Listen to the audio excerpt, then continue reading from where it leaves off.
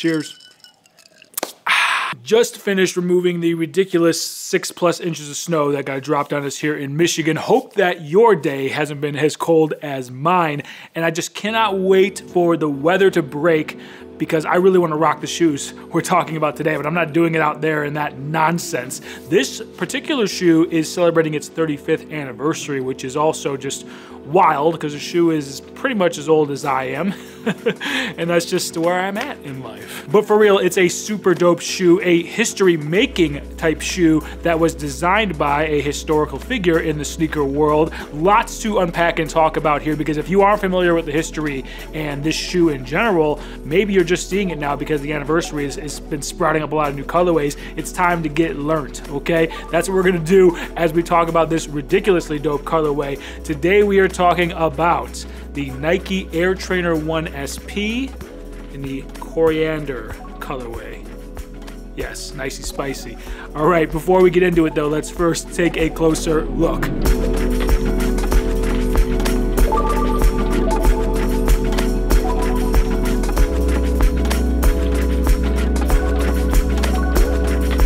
Alright guys, welcome back, and now that you've seen a closer look of these bad boys right here, welcome, my name is Steve, thank you for joining us, and I'm going to make it quick. Join the fam, check out the helpful links as well as links to cop down in the description below. Please, you won't regret it. Now, this sneaker we are talking about today is the Nike Air Trainer 1, and if you are familiar with this model, you'll know that this isn't quite the exact model that dropped way back when. This has a little bit of a reworking done to it, and I am all for it, but first, let's talk about this sneaker and where it starts and all of that. This is the 35th anniversary, 2022 is, for this model right here. So this thing dropped all the way back in 1987. It was designed by none other than the god himself, Tinker Hatfield. Of course, you know who Tinker is. And actually, did you see those NFT Air Maxes that he dropped? Like the ducks of a feather thing? Those are so dope. And of course, no one's gonna get any because there's only 120 pairs. And if you think copying on the sneakers app is tough, try copying an NFT drop. Like the sneakers app is cake compared to that. It's the metaverse is a wild place. But this right here, so Tinker Hatfield was going to the gym back in the 80s, and he realized that people were bringing two pairs of shoes to the gym. They were bringing a running pair and they were bringing a weightlifting pair, which is something that's still pretty common today. But it dawned on him, why can't there be a hybrid shoe that does both? And thus, this was born, this model was born, and this is, I think, regarded as the world's first cross-trainer. So now cross-training shoes are very popular. Everybody probably has a pair or has had a pair at some point. This one right here was the OG of OGs. There was no such thing as a cross-training shoe before this. So this was combining the utility for running as well as the capabilities for weightlifting. As we know, cushy air units or really soft foam does not mix well with weightlifting. Weightlifting, you want a solid, more stable platform. This one is kind of trying to be the hybrid of the two, giving you lockdown platform as well as comfort for running, possibly medium to probably not marathon type distances, but casual runner type distances. That's what this shoe was trying to accomplish, and it more or less spawned an entire genre of shoes now that we know and love today. It all started with this one. Now, this one here, like I said, is not quite the same as what dropped back in 1987. This one has had a little bit of a reworking, and actually, Nike did tap Travis Scott to create a Cactus Jack version of the Air Trainer, presumably to drop this year to build up the hype for the 35th anniversary. Now, obviously we know Nike's been pretty quiet about anything related to Travis Scott since the Astroworld tragedy, so we don't necessarily know if those Cactus Jack, Travis Scott versions of the Air Trainer is going to drop at any time.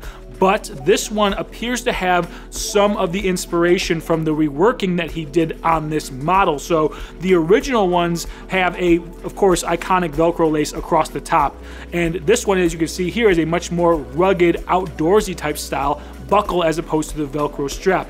There's also been a reworking, obviously, of the materials and some of the paneling done on this one as well to give it more of that rugged, more outdoors, hiking-friendly type of feel. This one really does feel like it could be an ACG version of the Nike Air Trainer. I actually would prefer, I think it'd be really dope if they did a little ACG on the top here or something on the back. Of course, I'm a big ACG fan, so naturally that would appeal to me even more, but as is, this thing is dope, and it's really covered in all durable materials. This one definitely definitely was built for outdoor use. I really wouldn't call any of the materials on this sneaker breathable in a way. This all looks like rugged, solid stuff. You've got some nubucks, you've got some heavy duty canvases, some ripstop looking things. I mean, even the perforations on the canvas on the toe box here appear to be filled with another material underneath it. So this one is definitely more of the rugged, more durable. It's definitely not like a winter shoe by any means. I don't want to get that confused. It's more just a shoe that you can take out into the woods, go on a hike with if you wanted to,